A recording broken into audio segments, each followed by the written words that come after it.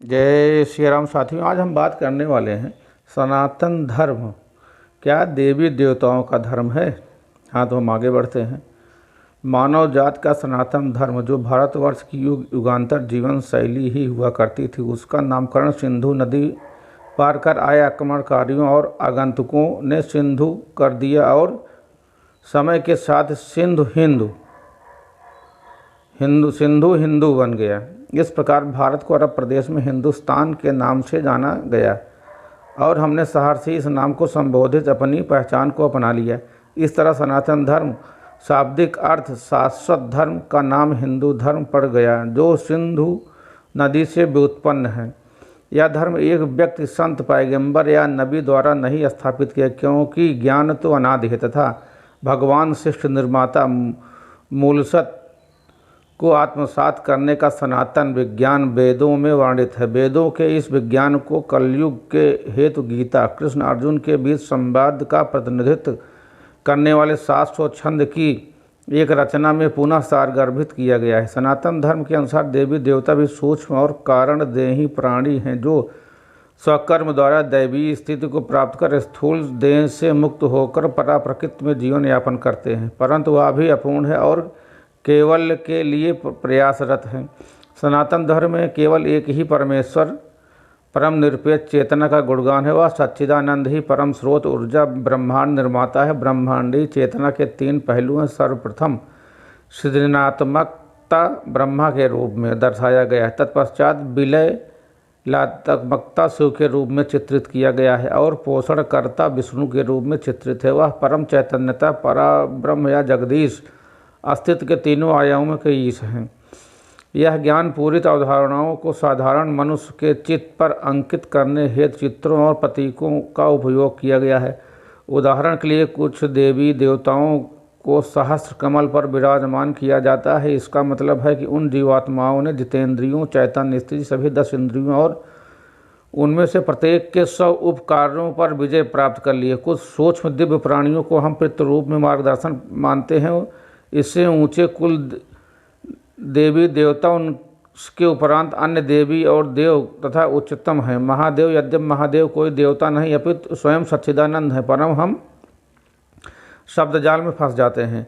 यह मानव शरीर प्रभुता से एकत्व हेतु एक उत्तम साधन से ज़्यादा कुछ नहीं। समस्त विज्ञान की शाखाओं की परिगणित आध्यात्मिक विज्ञान हिंदू धर्म की अनेकों कथाएं देवताओं का उल्लेख करती हैं और देव असंख्य हैं, क्यों कि आज की मानव रूपी जीवात्मा कल की भावी देवात्मा है और वह कल भविष्य में कितना दूर है, यह हमारे सत्कर्म निर्धारित करते हैं। जब मानव को प्रकृति के रहस्य आध्यात्मिक विज्ञान के अभ्यास से ज्ञात होते हैं तो उसके कर्म हम स्वयं ही अनभिज्ञता के कारण अलौकिक शक्तियों द्वारा संपन्न समझते हैं। सभी देवी देवताओं को त्रिमूर्ति ब्रह्मा, विष्णु और शिव महेश के निम्न पर लक्षित करते हैं। ये देवी देवता भी अपनी सूक्ष्म देह मात्र में कर्तव्यों का निर्वहन कर रहे हैं और परमेश्वर के साथ एक होने के लिए प्रयासरत हैं तथा एकत्व प्रगमन हेतु विशिष्ट परिस्थितियों में भी कभी मानव शरीर धारण करने की भी जरूरत होती है। इस प्रकार देवी देवता भी सृष्टि नियम की सीमाओं से बंधे हुए हैं, लेकिन सच्चिदानंद सृष्टि के जनक हैं और उससे परे हैं। इस त्रिमूर्तियों का कोई अवधारणाओं को समझाने हेतु युग युगांतर में प्रयुक्त किया गया, जिन्हें अल्पज्ञानियों को भ्रांति और दुविधा होती है, जैसे परम निरपेक्ष चेतना सत विष्णु, चित्त शिव, आनंद ब्रह्मा।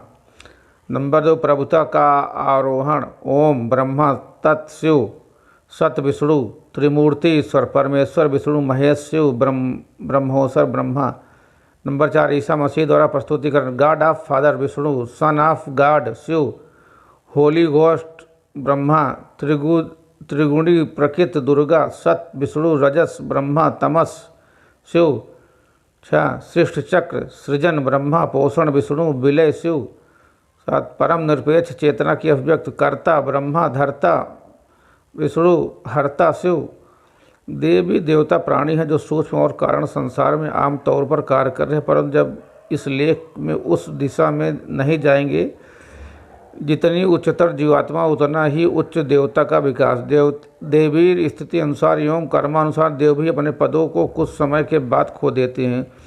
कुछ भी केवल के पद पर आसीन होने से पूर्व प्रत्याभूतित नहीं है। हालांकि उच्चतर आवृत्तियों में स्पंदनशील सूक्ष्म क्षेत्रों में काल का माप हमारे समय के माप से बहुत भिन्न है। काल की इकाई परिवर्तन की मात्र है और सूक्ष्म जगत अधिक स्थिर है। इस प्रकार सूक्ष्म जगत के समय की इकाई सांसारिक या अस्तित्व के दृश्य जगत की तुलना में काफ़ी लंबी है।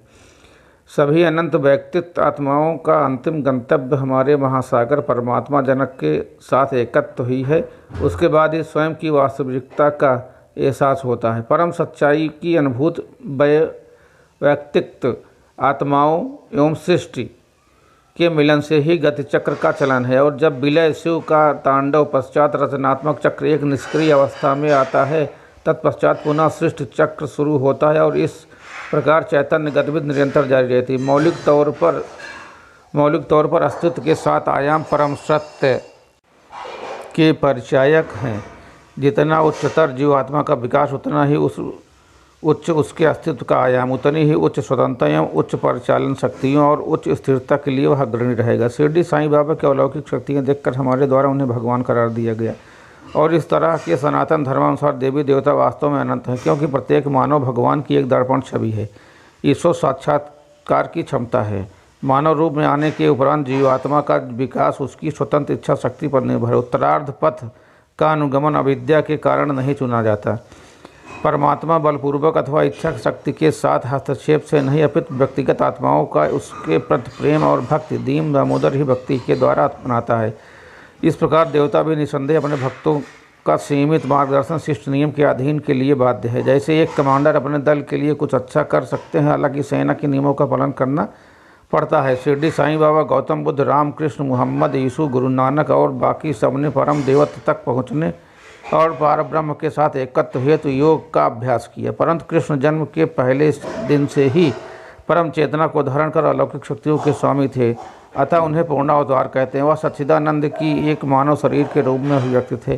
सनातन धर्म सच्चिदानंद स्वरूप का दर्शन है। देवी देवता धर्म कदाप नहीं। इस भारत भूमि भा अर्थात ज्ञान प्रकाश, रथ अर्थात जुड़ा स्थल को कोटि कोटि नमन। हर मानव अपनी अंगूठी शीर्ष यात्रा पर चल रहा है योगेश्वर होने के लिए, अर्थात पारब्रह्म योग हेतु। जय भारत, जय श्री राम सीताराम। वीडियो अच्छी लगी तो चैनल को सब्सक्राइब जरूर करें।